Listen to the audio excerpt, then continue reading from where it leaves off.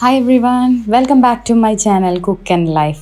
അപ്പോൾ നമ്മൾ ഇന്ന് വീണ്ടും ഒരു റംദാൻ റെസിപ്പി ആയിട്ടാണ് വന്നേക്കണത്. അപ്പോൾ റെസിപ്പിയിലോട്ട് കടക്കണേക്കാളും മുൻപായിട്ട് നമ്മളെന്നും പറയാറുള്ള പോലെ എൻ്റെ ചാനൽ സബ്സ്ക്രൈബ് ചെയ്യാത്തവർ ഒന്ന് സബ്സ്ക്രൈബ് ചെയ്യണം. അതുപോലെ നമ്മളെ വീഡിയോ ഇഷ്ടപ്പെടുകയാണെന്നുണ്ടെങ്കിൽ ലൈക്ക് ആൻഡ് കമൻറ്റ് അടിക്കാൻ മറക്കരുത്. അപ്പോൾ നമുക്ക് നോക്കാം എങ്ങനെയാണ് തുർക്കി പത്തിരി ഉണ്ടാക്കണതെന്ന്. അപ്പോൾ നമുക്ക് ആദ്യം തന്നെ തുർക്കി പത്തിരി ഉണ്ടാക്കാൻ വേണ്ടിയിട്ട് ഒരു മാവ് ഉണ്ടാക്കണം. മാവ് എന്ന് പറഞ്ഞാൽ നമുക്ക് നന്നായിട്ട് കുഴച്ച് ഒരു ഡോ പരുവത്തിലാണ് കിട്ടേണ്ടത്. അപ്പോൾ അതിന് വേണ്ടിയിട്ട് ഞാനിവിടെ 2 കപ്പ് മൈദപ്പൊടി ഒരു വലിയ ബൗളിൽ ഇട്ട് വെച്ചിട്ടുണ്ട്. ഇതിലോട്ട് നമുക്കൊരു 2 ടീസ്പൂൺ ഓയിൽ ഒഴിച്ചു കൊടുക്കാം.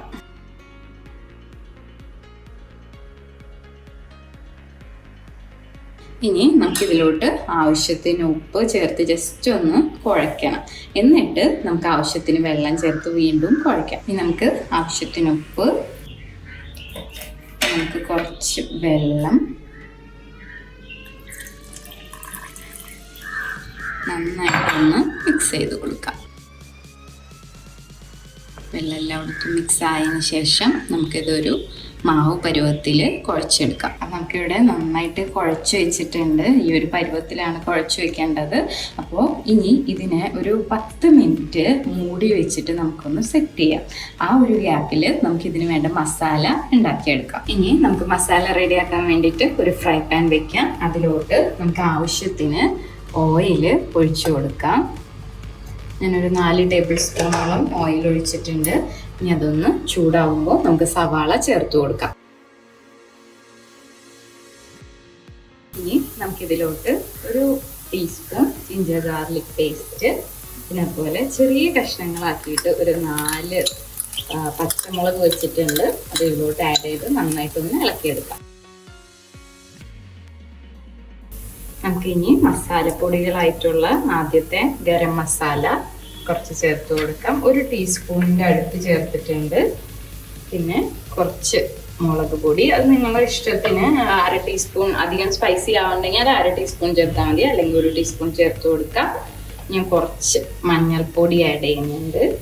അത് ഒരു 1/2 ടീസ്പൂണിൻ്റെ താഴെ നിൽക്കണ പോലെ ആഡ് ചെയ്തിട്ടുണ്ട്. ഇനി നന്നായിട്ട് ഇതിനൊന്ന് ഇളക്കി യോജിപ്പിക്കാം. ഇനി നമുക്കിതിലോട്ട് ചിക്കൻ വേവിച്ച് വെച്ചേക്കണ ഇട്ട് കൊടുക്കാം.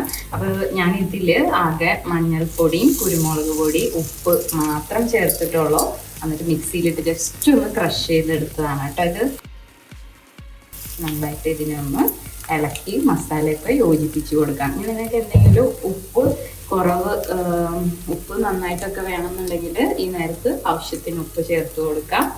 പിന്നെ ഞാനിവിടെ കുറച്ച് കൊറിയാൻഡർ ലീവ്സ്, അതുപോലെ ഒരു തണ്ട് വേപ്പില അരിഞ്ഞു വെച്ചതാണ്, ഇതിലോട്ട് ചേർത്ത് കൊടുക്കാം. അപ്പം നമ്മുടെ മസാല ഇവിടെ റെഡി ആയേക്കാണ്. പിന്നെ എങ്ങനെയാണ് തുർക്കി പത്തിരി സെറ്റ് ചെയ്യുന്നതെന്ന് നമുക്കൊന്ന് നോക്കാം. അപ്പോൾ നമ്മൾ നേരത്തെ ഉണ്ടാക്കി വെച്ച കുഴച്ച് വെച്ച മാവ് ഇത്രയും കുഞ്ഞ് ഉണ്ടകളാക്കിയിട്ട് നമുക്ക് എടുത്തു വയ്ക്കാം. നമുക്ക് പരത്താൻ വേണ്ടിയിട്ട് നമ്മളെ കല്ലുമ്മലോട്ട് കുറച്ച് മൈദപ്പൊടി വിതറി കൊടുക്കാം. ഇത് വെച്ചിട്ട് നമ്മളുടെ ഉണ്ട എത്രയും നൈസായിട്ട് പരത്താൻ പറ്റണോ അത്രയും നല്ല ടേസ്റ്റ് ആയിരിക്കും നമ്മളെ തുർക്കി പത്തിരിക്ക്. അപ്പോൾ നമുക്കിതൊന്ന് പരത്താം.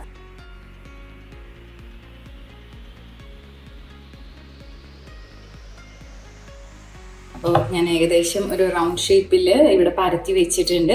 ഇനി നമ്മളെ മസാല കുറച്ച് എടുത്തിട്ട് ഇതിൻ്റെ സെൻറ്ററിലോട്ടായിട്ട് വെച്ച് കൊടുക്കാം.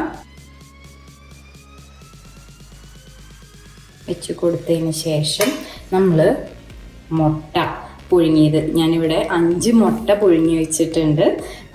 ആ മുട്ട ഇതുപോലെ ഹാഫാക്കിയിട്ട് മുറിക്കണം. എന്നിട്ട് ഇതിൻ്റെ മുകളിലോട്ട് ഇങ്ങനെ വെച്ച് കൊടുക്കാം. വെച്ചതിന് ശേഷം ഈ അറ്റം ജസ്റ്റ് ഇങ്ങനെ തുടങ്ങി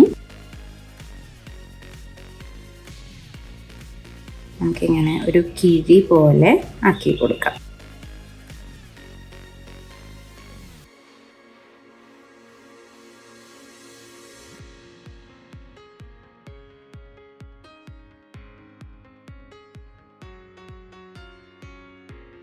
നമുക്ക് വെള്ളവും കാര്യങ്ങളൊന്നും ആവശ്യമില്ല. ജസ്റ്റ് ഇങ്ങനെ ആക്കിയെടുക്കാം. ഇങ്ങനെയാണ് നമുക്ക് എല്ലാ തുർക്കി പത്തിരിയും ഡിസൈൻ ചെയ്തെടുക്കുന്നത്. അപ്പോൾ നമുക്ക് ഫ്രൈ ചെയ്യാൻ ആവശ്യത്തിന് എണ്ണ ഒഴിച്ച് നന്നായിട്ട് ചൂടാവുമ്പോൾ നമ്മളുടെ തുർക്കി പത്തിരി ഓരോന്നായിട്ട് നമുക്ക് എണ്ണയിലിട്ട് പൊരിച്ചെടുക്കാം.